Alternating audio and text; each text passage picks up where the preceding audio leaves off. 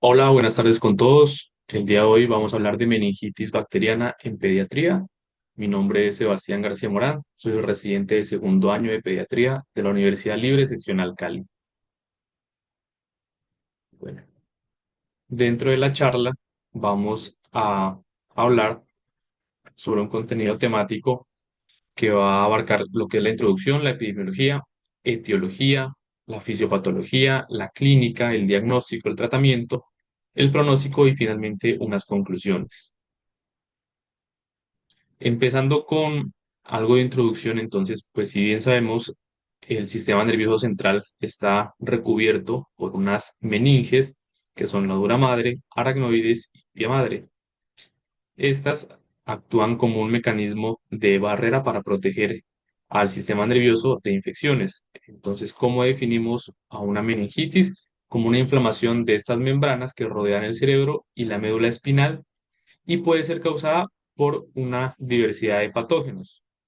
Como en la charla nos vamos a enfocar es a lo que es meningitis bacteriana. Entonces, en esta meningitis bacteriana, lo que vamos a encontrar es que se va a cruzar con un líquido cefalorraquídeo que va a estar turbio o purulento, con una intensa pleocitosis y el predominio va a ser de polimorfonucleares. Es importante hacer un reconocimiento temprano y brindar un tratamiento oportuno y adecuado, porque esto se ha visto que mejora la supervivencia y los resultados neurológicos a largo plazo. En algunas edades, sobre todo en los lactantes, en los niños más pequeños, los signos y los síntomas van a ser más inespecíficos, no va a manifestarse con una clínica tan florida como de rigidez o de signos meningios que vamos a ver más adelante. En cuanto a algunos datos de epidemiología, podemos observar la incidencia a nivel global en la población. Vemos que las tasas más altas de incidencia se encuentran en lo que es el África subsahariana. Vemos acá que está la zona de Colombia con alrededor de menos de 10 casos por 100.000 habitantes. Otros datos que nos muestran es que 2.5 millones de casos de meningitis ocurren a nivel global, esto en el periodo de 2019, y que de estos 1.6 millones de estos casos murieron por 1.6 millones de estos casos se debían a meningitis bacteriana y de estos 240.000 murieron. También, además, uno de cada seis personas que están afectadas con meningitis muere y uno de cada cinco de esas personas que sobreviven a la meningitis van a tener a largo plazo discapacidad, algún tipo de discapacidad. Y 15 a 20 millones de personas que se evaluaron en el 2019 tenían secuelas a largo plazo como resultado de una meningitis. Además, la meningitis es la cuarta causa que contribuye a trastornos neurológicos de manera global. En cuanto a la epidemiología en Colombia, si vemos este último boletín que encontré en el periodo de enero de 2025 hasta el 25 de enero de 2025, se habían notificado 105 casos, confirmando 58 casos. Vemos cómo el comportamiento de esta meningitis vamos a encontrar que tenemos tres microorganismos principalmente identificados. Tenemos Haemophilus influenza, Neisseria meningitidis y Streptococcus pneumoniae. Si comparamos la incidencia a lo largo del 2018 hasta el 2025, vemos que la incidencia ha tenido cierto aumento, observando para 2025 una incidencia de 0.041 para Streptococcus pneumoniae, seguida por Neisseria meningitidis y por Haemophilus influenza. Además, si vemos también los casos notificados en los diferentes años, vemos que a 2025 hay 105 casos, entonces lo que representa que eh, con respecto a años anteriores, pues hay una notificación también alta de casos de meningitis. Este es el comportamiento de acuerdo a las entidades territoriales. Entonces vemos que los lugares o el departamento que está con mayor cantidad de casos es Medellín y seguido por Norte de Santander, Santander y Valle del Cauca. Y también vemos acá discriminado cómo está por los microorganismos. Entonces, el agente etiológico más frecuente encontrado acá ha sido Streptococcus pneumoniae. Y si vemos cómo es el comportamiento a nivel de los diferentes departamentos, vemos que hay un incremento en los departamentos de Valle del Cauca, de Antioquia, de Cundinamarca, de Boyacá y Santander. En estos indicadores vemos cómo está esa incidencia a nivel de la población general y algo que nos interesa también de la población en menores de 5 años. Vemos cómo por Streptococcus pneumoniae tenemos una incidencia de 0,08 para el 2025 y vemos que esa letalidad en menores de 5 años es más alta por Haemophilus influenza, correspondiendo a un 33,3%. Dentro de los agentes causales, los más frecuentes, de acuerdo a las siguientes edades, pues vamos a encontrar que en menores de un mes está el Streptococcus agalactiae, Escherichia coli, Listeria monocytogenes. Está también de 1 a 3 meses Streptococcus agalactiae, Bacillus gram negativos, E. coli, como E. coli, Streptococcus pneumoniae y Neisseria meningitis. Y de 3 meses a 3 años encontramos a Neisseria meningitis, Streptococcus pneumoniae, Streptococcus agalactiae y Bacillus gram negativos. Y en edades de 3 a 10 años ya encontramos más como agentes a Neisseria meningitis y Streptococcus pneumoniae. Y ya de 10 a 19 años a Neisseria meningitis. En esta otra tabla podemos encontrar también los diferentes agentes de acuerdo a la edad que se correlaciona mucho con los datos de la tabla previamente mostrada. Entonces, vemos que si bien en edades de 3 meses y en los niños vamos a encontrar siempre estos tres agentes, Streptococcus pneumoniae, Neisseria meningitis y Haemophilus influenza. Para recalcar que estos serían los agentes que más adelante, pues en el tratamiento deberíamos tenerlos en cuenta para hacer su cubrimiento. También hay meningitis aséptica que puede darse por algunos agentes virales, por medicamentos, por toxinas o por otras causas, como algunas causas reumatológicas.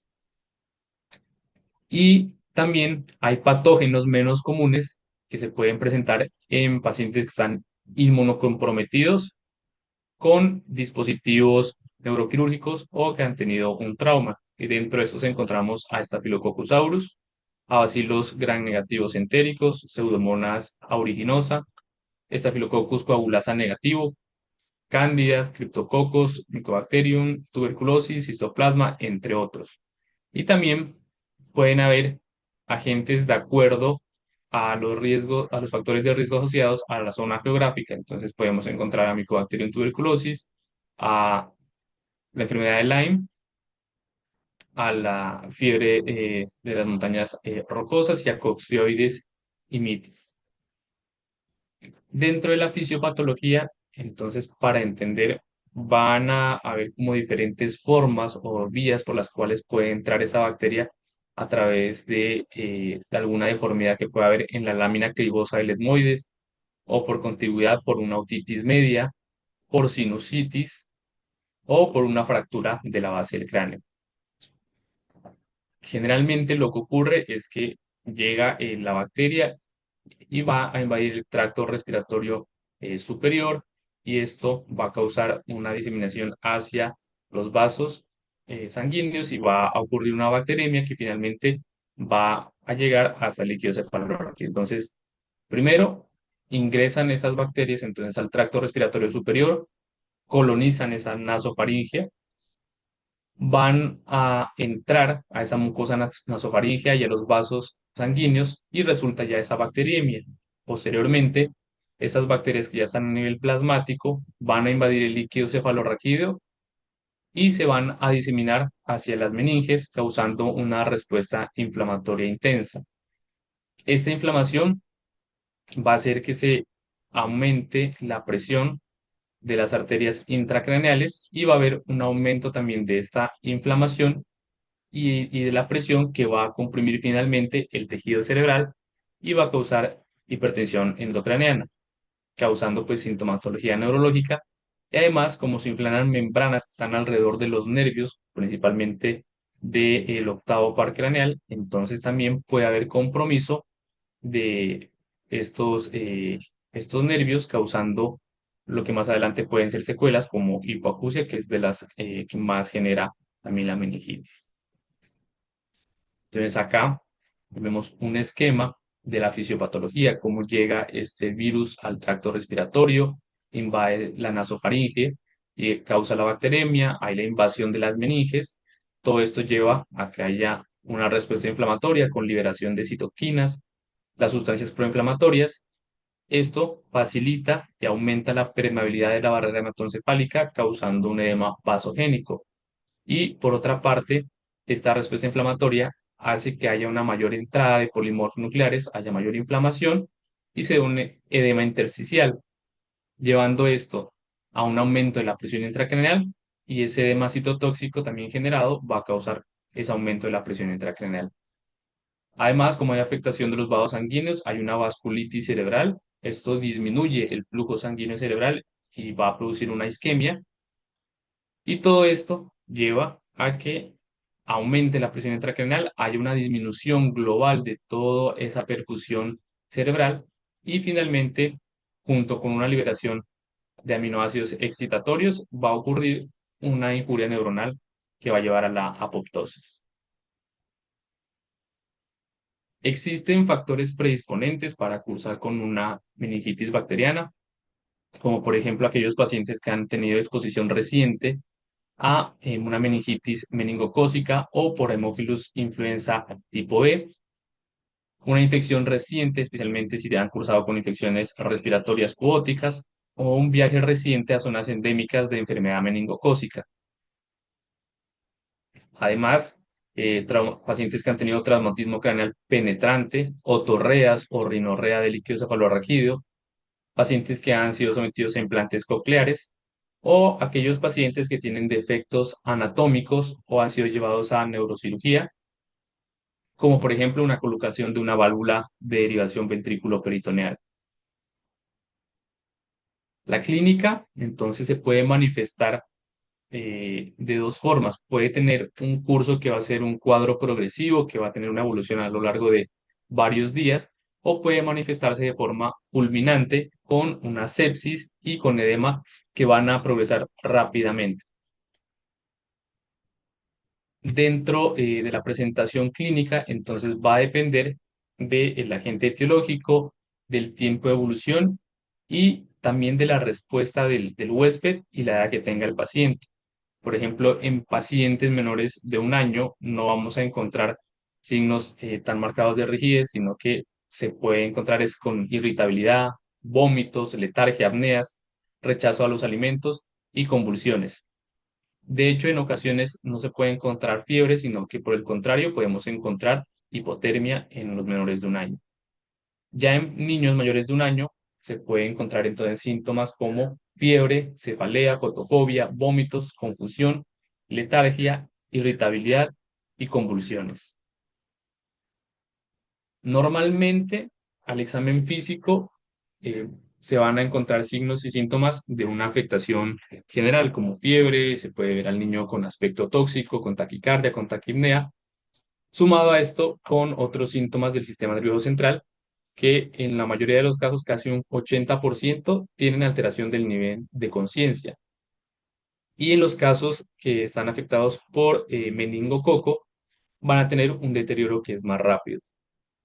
Este deterioro neurológico progresivo o cuando hay focalidad neurológica por daño directo, que puede ocurrir porque hay hipertensión endocraneana o que está presentando signos de herniación. Entonces podemos encontrar acá parálisis de los pares craneales, principalmente de los oculomotores. También puede haber convulsiones, hiperreflexia, hemiparesia o posturas de decorticación o de descerebración.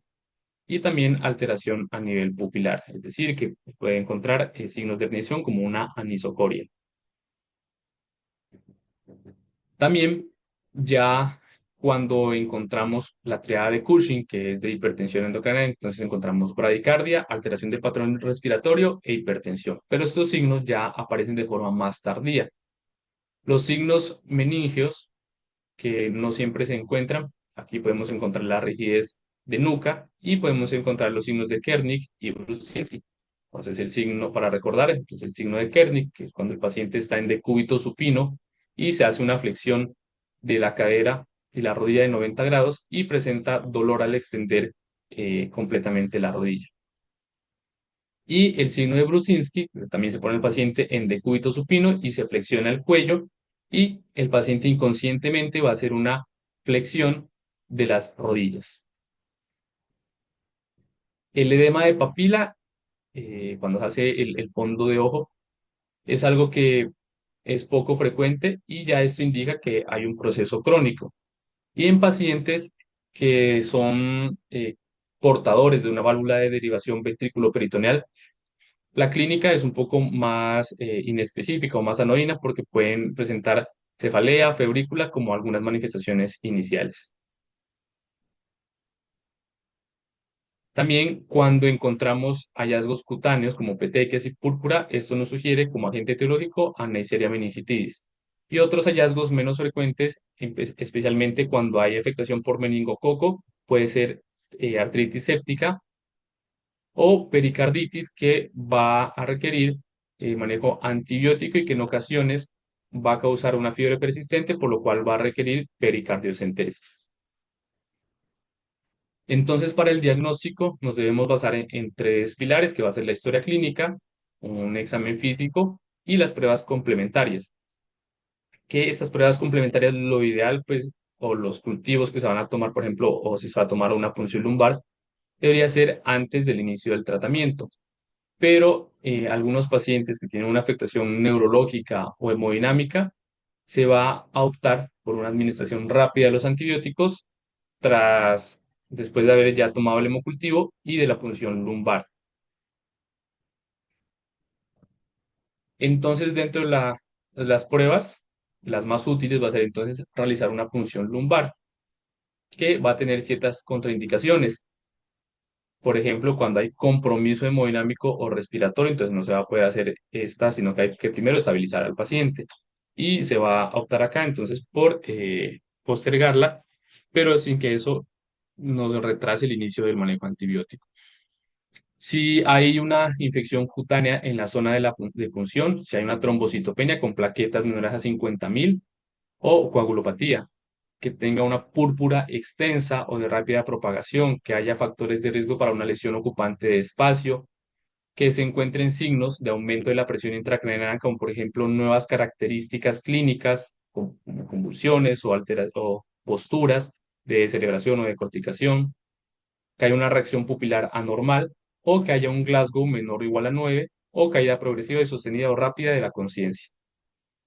En caso de que haya focalidad neurológica o que haya signos de hipertensión endocraniana, se debe realizar entonces previamente una neuroimagen. Dentro de estas puede ser un TAC o una resonancia. En nuestro medio y de más fácil acceso, pues va a ser una tomografía axial computarizada. Y en estos casos se puede iniciar el antibiótico de manera empírica sin haber realizado la punción lumbar. Para tomar la punción lumbar, entonces se recomienda que se deben recoger 3 a 4 tubos con 1 a 2 mililitros, es decir, que cada tubo tenga 10 gotas de líquido cefalorraquídeo. Si la cantidad de líquido que se obtiene es menor a 10 gotas o la muestra es muy hemática, se menciona que debe tener entonces prioridad la realización de una reacción en cadena polimerasa para detectar el agente.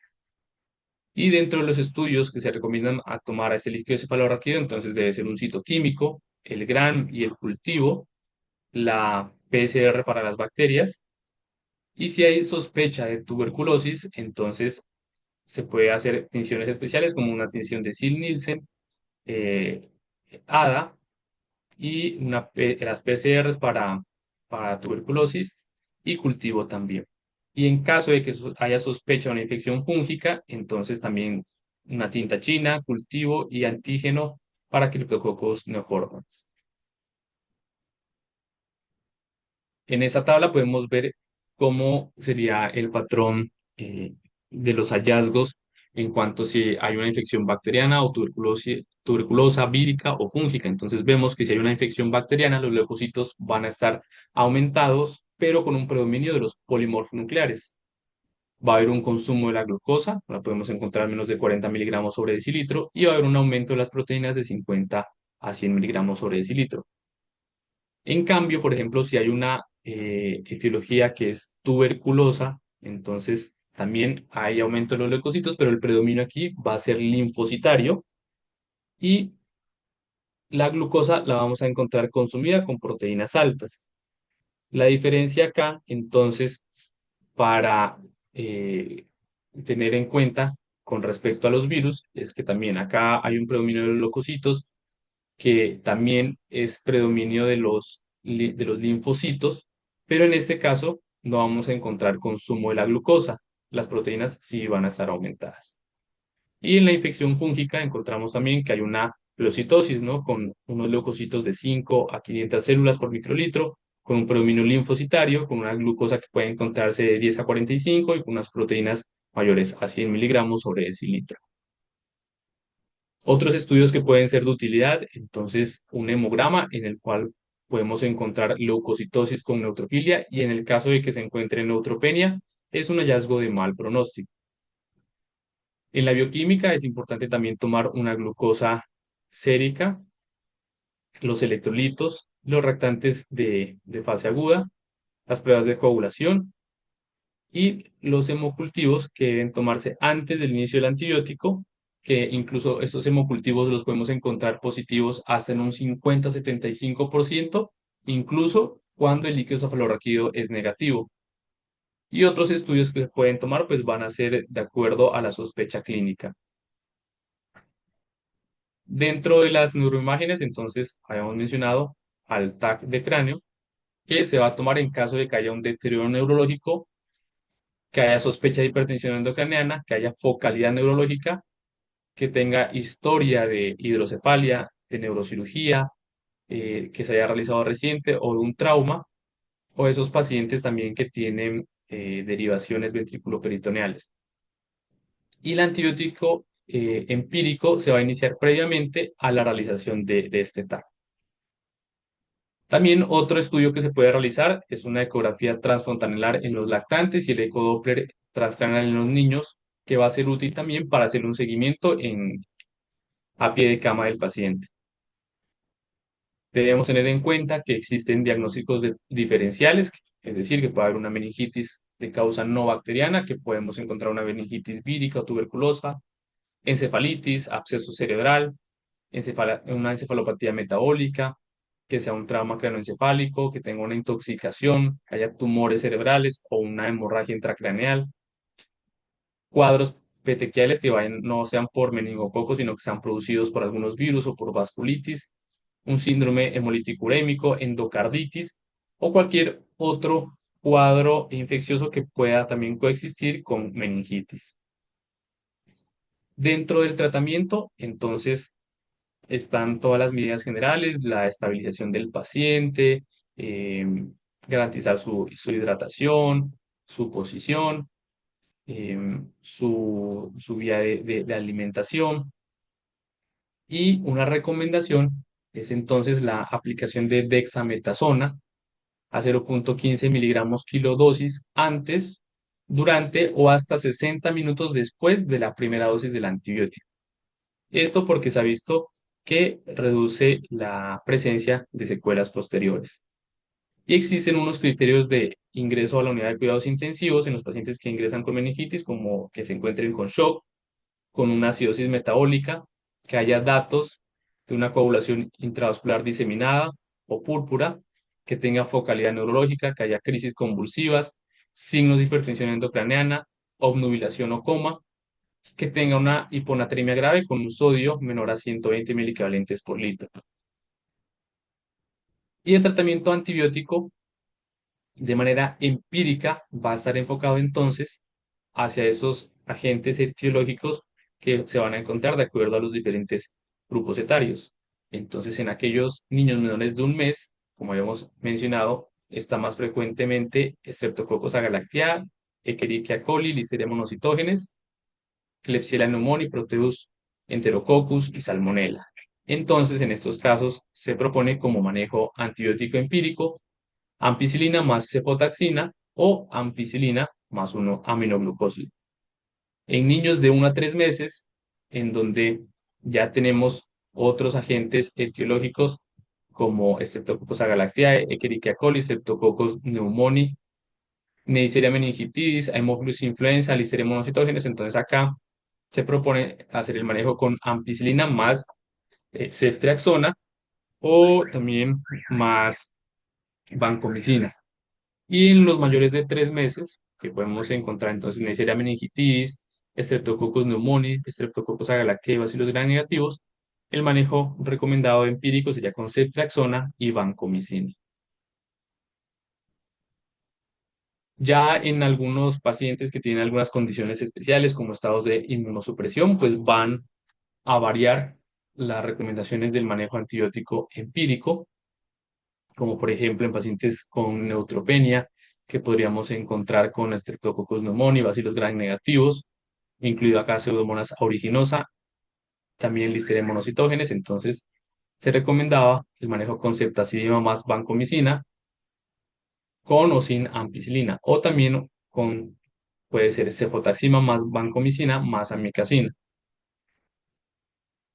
Y así, de acuerdo a las diferentes condiciones. Otra condición que podríamos tener en cuenta es si hay un paciente que es portador de una válvula de derivación ventrículo-peritoneal o que haya sido sometido a un procedimiento neuroquirúrgico. Entonces, aquí encontramos como agentes más frecuentes a Staphylococcus epidermidis, Staphylococcus aureus, Streptococcus pneumoniae, y el manejo podría ser con ceftazidima más vancomicina o con meropenem más vancomicina. Y si hay un gran negativo, añadir amicacina. Y en los casos en que hay un absceso cerebral por un foco infeccioso contiguo, entonces aquí sí se recomienda administrar cefotaxima más vancomicina más metronidazol.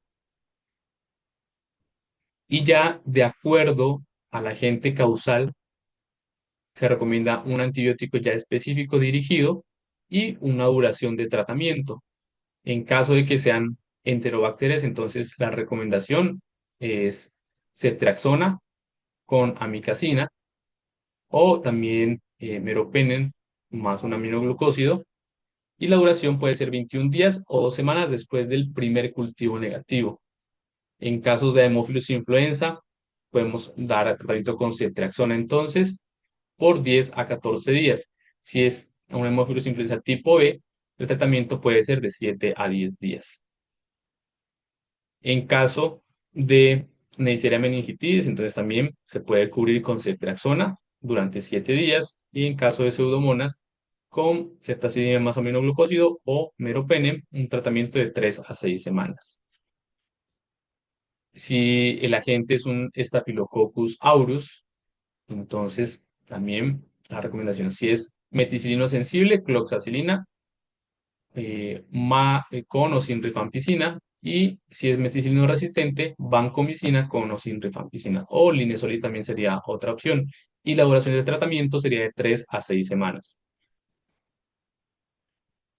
Y así por los diferentes agentes. En caso de que haya, por ejemplo, una meningitis fúngica que tengamos por Cryptococcus neoformas, entonces el manejo sería anfotericina B más flucitocina por 4 semanas y continuar mínimo 6 semanas más con fluconazol.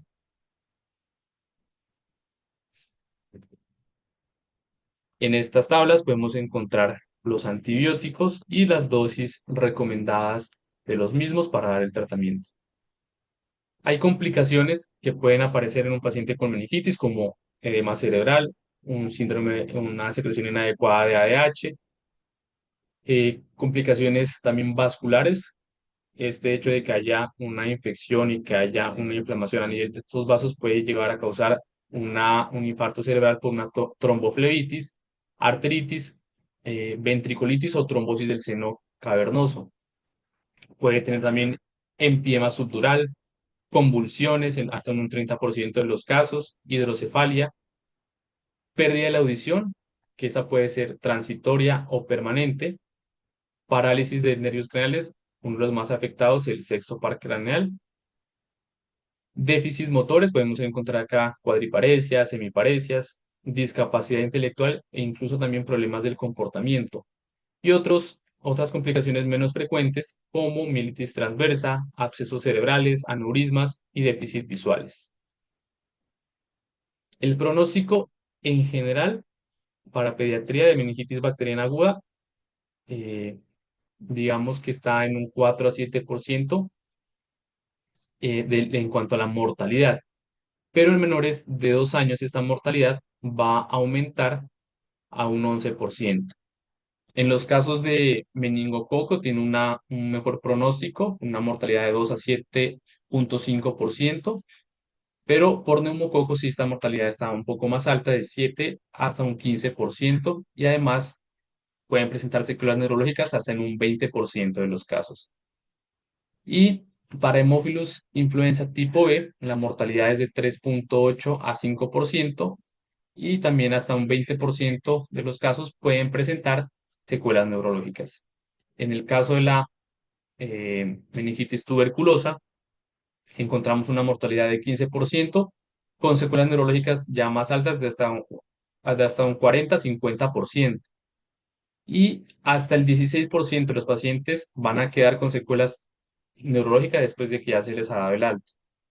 Dentro de estas complicaciones o estas secuelas, las más frecuentes que vamos a encontrar van a ser la hipoacusia, la sordera, un retraso mental, la espasticidad, complicaciones motoras como paresias y las crisis convulsivas. Hay ciertos factores que son pronósticos que nos van a predisponer a que tengan un peor pronóstico esos pacientes, como por ejemplo el nivel de conciencia al ingreso. Si ingreso con un Glasgow más bajo, pues también va a tener mayor compromiso. El agente etiológico vemos que si es compromiso por neumococo o por TB, el compromiso va a ser mayor. Crisis complicadas o prolongadas, sobre todo si ya aparecen después de 72 horas de haber iniciado el tratamiento antibiótico adecuado y no ha tenido una mejoría, también tienen peor pronóstico. La concentración de glucosa baja en líquido cefalorraquídeo, que haya un retraso en esa esterilización del líquido cefalorraquídeo después de ya estar con su manejo antibiótico, y también del estado, depende del estado nutricional del paciente, porque de esta forma también va a depender la respuesta del huésped. Entonces, hay unas medidas de prevención que se recomiendan en caso de que haya aislamiento de Neisseria meningitis o Haemophilus influenza. Se recomienda hacer un aislamiento por gotas hasta que por lo menos hayan recibido 24 horas del antibiótico. Deben estar en una habitación unipersonal y el uso de mascarilla. Y se debe brindar entonces a los contactos una quimioprofilaxis. En el caso de Neisseria meningitis, se debe brindar eh, esta quimioprofilaxis a los convivientes en el domicilio y a aquellas personas que hayan dormido en la habitación del niño en los 10 días previos, los que tengan contactos frecuentes y continuados con el niño, y en todo centro escolar en menores de 2 años cuando haya más de 2 casos por clase. Se puede hacer entonces esto con rifampicina vía oral, 2 días. En adultos se recomiendan 600 miligramos cada 12 horas, en niños mayores de un mes, 10 miligramos por kilo cada 12 horas, y en niños menores de un mes, 5 miligramos por kilo cada 12 horas. Esta está contraindicada esta quimioprofilaxis en el embarazo y la lactancia, en enfermedad hepática grave, alcoholismo o hipersensibilidad a rifampicina.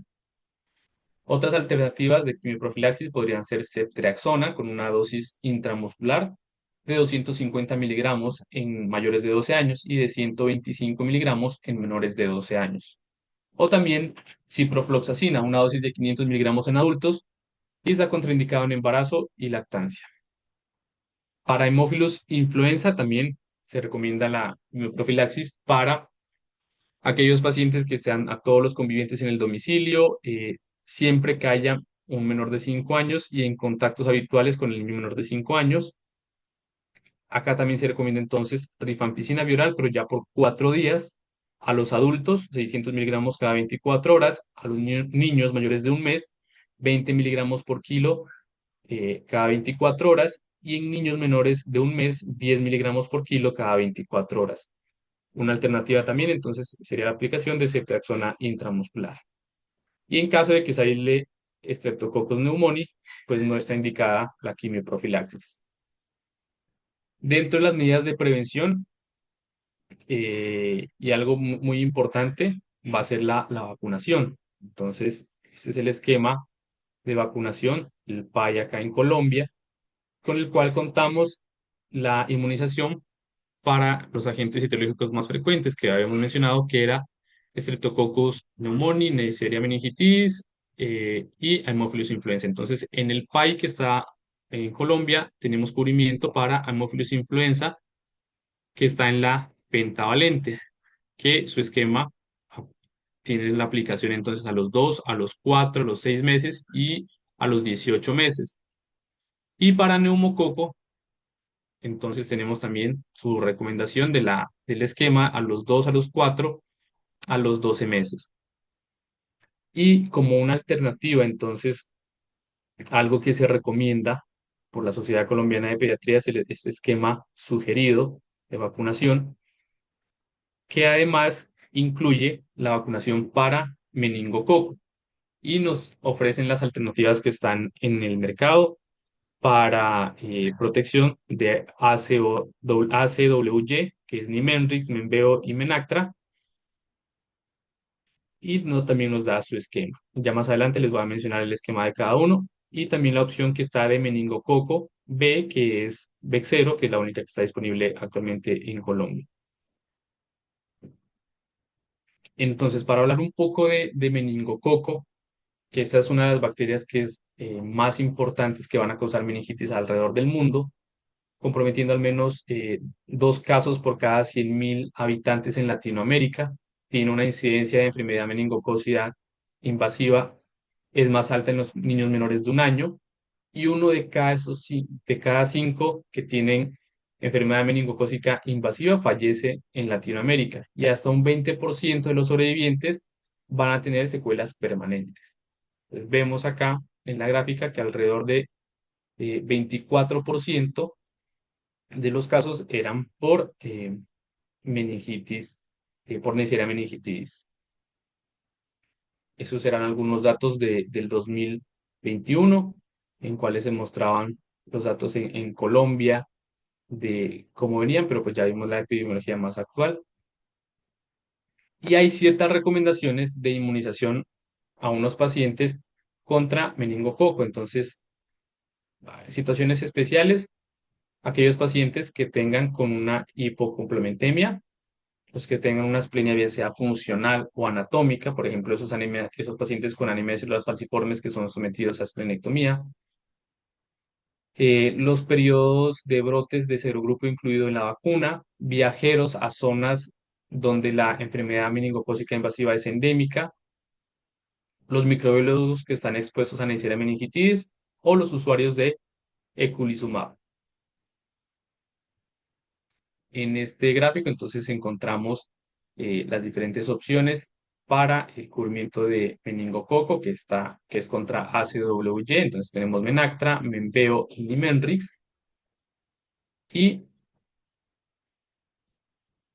la primera que encontramos acá es Menactra y acá nos sugiere el esquema para la aplicación. Entonces en edad comienza desde los 9 a 23 meses, se pueden aplicar 2 dosis separadas por 3 meses entre ellas, y de 24 meses a 55 años se aplica una sola dosis. La siguiente, que sería Menveo, que esta se puede aplicar desde los 2 meses. Entonces, si tiene una edad de 2 a 6 meses, el esquema sería 2 dosis separadas al menos 2 meses y refuerzo luego del año. Si tiene 7 a 23 meses, una dosis inicial y un refuerzo luego del año, mínimo que estén separados por 2 meses. Y si tienen 24 meses hasta los 55 años, entonces una sola dosis. Y una buena opción que sería esta, que es Nimenrix, entonces que se puede aplicar desde las 6 semanas y si se aplica de 6 semanas a los 6 meses, son dos dosis que están separadas al menos por 2 meses y un refuerzo que se aplica al año. Si es de 6 meses a 12 meses, una dosis inicial y luego un refuerzo al año. Y si ya tiene más de 12 meses, se aplica una sola dosis. Y la ventaja de esta es que no hay un límite para la aplicación, no hay un límite de edad. Y la otra vacuna recomendada sería contra el serogrupo B, que es VEX0. Entonces también aquí podemos ver el esquema que se puede aplicar desde los 2 meses. Si se aplica entonces de los 2 a los 5 meses, se hace un esquema 2+1, es decir, que se aplica con un intervalo de 2 meses de diferencia. Se aplica a los 2 meses, a los 4 meses y durante el segundo año de vida se va a aplicar el refuerzo con un intervalo que va a ser mayor o igual a 6 meses luego de la inmunización primaria. Y así, de acuerdo a las diferentes edades en que captemos el paciente, pues se puede hacer la recomendación de cómo sería el esquema de aplicación de esta vacuna contra el serogrupo B. Entonces, finalmente, como conclusiones, tenemos que la meningitis sigue siendo un diagnóstico que es crítico, que no se puede pasar por alto por todas las complicaciones que puede llegar a generar y que si no se trata de manera oportuna, pues va a tener una mortalidad alta. El reconocimiento temprano y el tratamiento adecuado pueden mejorar significativamente la supervivencia y los resultados neurológicos. Y los síntomas, como dijimos, en los pacientes más pequeños, sobre todo en los lactantes, van a ser más sutiles, entonces debemos estar atentos a ciertos síntomas como irritabilidad, como el rechazo a la vía oral, convulsiones, entre otros. Y siempre se debe mantener por parte del personal un alto índice de sospecha para reconocer la posible meningitis en cualquier niño y obtener entonces los estudios de líquido cefalorraquídeo necesarios para hacer el diagnóstico. Y como medidas para prevenir, entonces, además de toda la parte de higiene, entonces está la vacunación, porque la vacunación y el tratamiento antimicrobiano se ha visto que han tenido un impacto significativo en la frecuencia y en los resultados de la meningitis de los niños. Y ya, eso sería todo. Muchas gracias.